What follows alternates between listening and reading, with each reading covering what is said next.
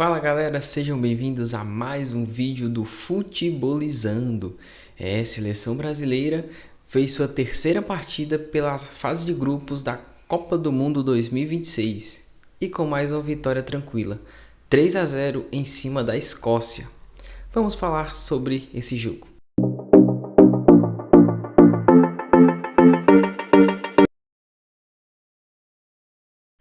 Mas antes de entrarmos, no debate sobre esse jogo, analisar os principais pontos, deixe seu like, se inscreva no canal, siga o Futebolizando nas redes sociais, compartilhe esse vídeo, mostre para os seus amigos, divulgue, ajude o Futebolizando a crescer. Lembrando que batemos a meta de 500 visualizações, para um canal que está começando agora, isso é um bom número.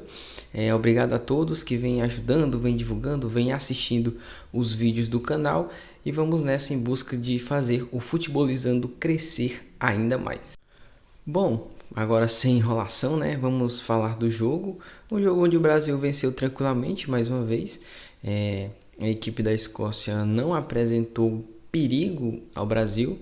Eu digo num contexto do geral, claro. A equipe da Escócia teve algumas chances, onde o Alisson garantiu as defesas, mas no geral não ofereceu tanto risco à seleção brasileira. Mas o Brasil fez um bom jogo, lembrando que a Escócia não é um Haiti da vida, ela é uma equipe mais forte e foi aí que me decepcionou um pouco falando da Escócia. A atuação escocesa eu esperava bem mais. Os principais jogadores como o McTominay e o Robertson muito abaixo no jogo, muito por conta também de um Brasil muito bem em campo. E aí eu vou chamar a atenção para o ponto que mais me chamou a atenção durante o jogo, que foi o que eu vinha falando nos jogos, nas análises anteriores, Se vocês voltarem aos vídeos do canal, vão ver que eu bati muito na tecla do poder de marcação do Brasil. Era uma equipe muito espaçada em campo, era uma equipe que deixava a equipe, por exemplo, como Marrocos e Haiti, jogarem tranquilamente. Saíam jogando de trás, construindo, armando o jogo, vindo de trás. E contra a Escócia foi bem diferente. Eu vi uma seleção brasileira com muito mais poder de marcação, um perde e pressiona muito rápido, uma marcação alta. A Escócia teve muitas dificuldades, E daí, contando com, vamos dizer assim, o mais desempenho da zaga, muito por conta desse pressionamento da seleção brasileira na hora de marcar, marcando muito bem a saída de bola, a Escócia se complicou. Tanto é que os dois gols do Vinícius saem assim, na verdade, uma tentativa de pressionar a saída de jogo da Escócia muito bem realizada, uma marcação muito bem encaixada, e isso resultou nos dois primeiros gols. O Vinícius recupera uma primeira bola na saída de jogo da Escócia e consegue fazer o gol. Já no segundo lance, o Matheus Cunha, se não me engano, consegue cortar uma tentativa de afastar a bola para o ataque da equipe escocesa. Então, assim, o Brasil teve essa evolução na marcação e isso é um ponto muito interessante a se considerar. O jogo teve esse sucesso, uma marcação bem mais ajustada do que a gente viu nos outros jogos. Então, assim, esse é o principal ponto que eu destaco nesse jogo, a evolução na marcação e no perde e pressiona da seleção brasileira. Como eu citei, a Escócia teve uma péssima atuação, Quem viu os outros vídeos, alguns vídeos do canal, sabe o quanto eu colocava esse desafio um pouco mais difícil para a seleção brasileira. Eu gosto muito desse time da Escócia, algumas peças individuais, Você tem jogadores como o Robertson, que é companheiro do Alisson no Liverpool. Você tem o McTominay, que é um bom meio campista. Você tem jogadores como o McGinn, que joga no Aston Villa. Então, assim, eu esperava bem mais da Escócia. Mas também de se ressaltar que a Escócia fez esse péssimo jogo muito por conta dessa imposição. O Brasil se impôs muito mais e bloqueou, na verdade, qualquer tipo de ação da Escócia no jogo. É claro que em momento ou outro ela conseguiu, isso é natural, isso é do jogo, ela conseguiu sair, ela conseguiu atacar, mas no geral, se a gente avaliar o contexto todo, a Escócia fez, no caso o Brasil, a Escócia fez um péssimo jogo, mas o Brasil se sobressaiu, se impôs muito mais diante da equipe escocesa. Falando de atuações individuais de alguns atletas, primeiro, obviamente, chamar a atenção para o Vinícius Júnior, né, que fez mais uma grande partida nessa Copa do Mundo. Ele que vem sendo o principal jogador da seleção na Copa do Mundo, calando a boca de muitos, né, inclusive a minha. Uma resposta à altura. Vem jogando muito bem, como eu falei lá no vídeo contra o Haiti, você percebe a garra, a vontade, a força, a fome que o Vinícius Júnior está mostrando nessa Copa. E tudo isso vem se traduzindo dentro de campo, né? Com gols, mais uma vez marcando gols, sendo um dos artilheiros da Copa, né? Perdendo ali para o Messi, empatado com Haaland, Mbappé, estão naquele bloco. Vem sendo um dos melhores jogadores da Copa. Talvez se a gente fosse fazer uma seleção dessas 3 rodadas, o Vinícius teria que estar, porque realmente vem sendo um dos grandes destaques dessa Copa e vem sendo, né, esse principal jogador da seleção brasileira. Não há do que reclamar do Vinícius Júnior nesta Copa, porque ele vem entregando o que se espera do Vinícius Júnior. Já outro jogador que eu queria citar, que muitas vezes passa despercebido, é o Douglas Santos, o lateral, que sempre faz um jogo correto, né? Avaliei muito bem o jogo dele.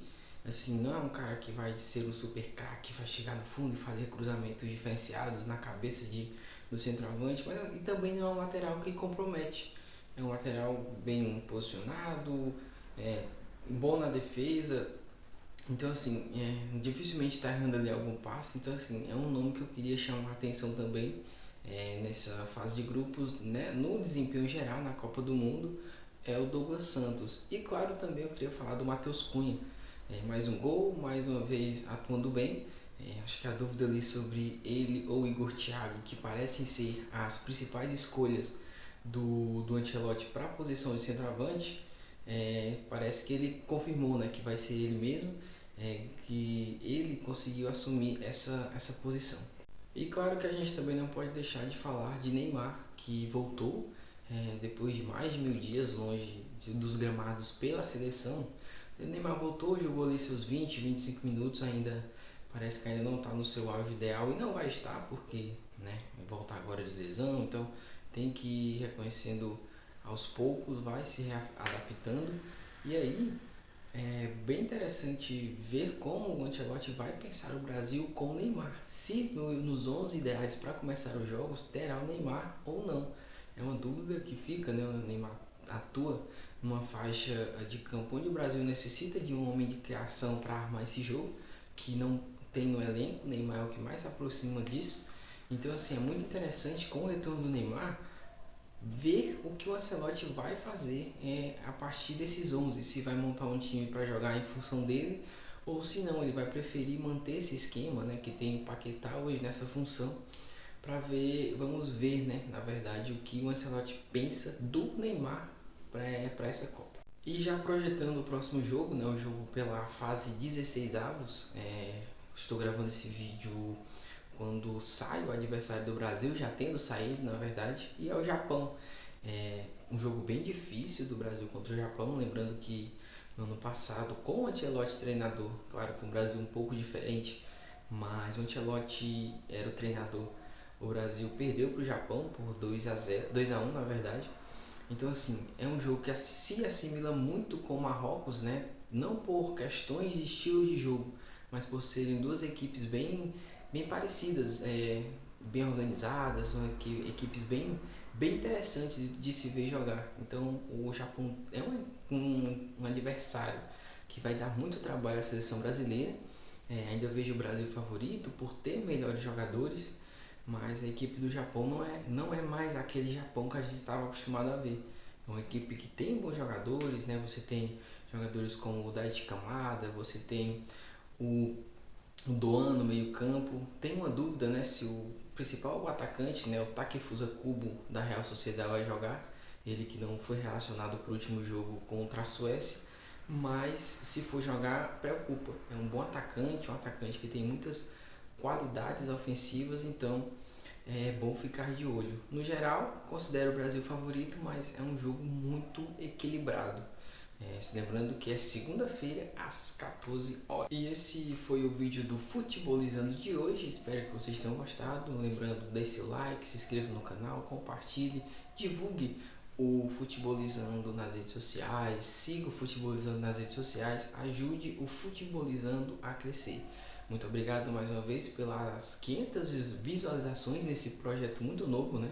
Tem poucos vídeos, pouco mais de um mês, e os números são bons números. Muito obrigado, até a próxima e fui!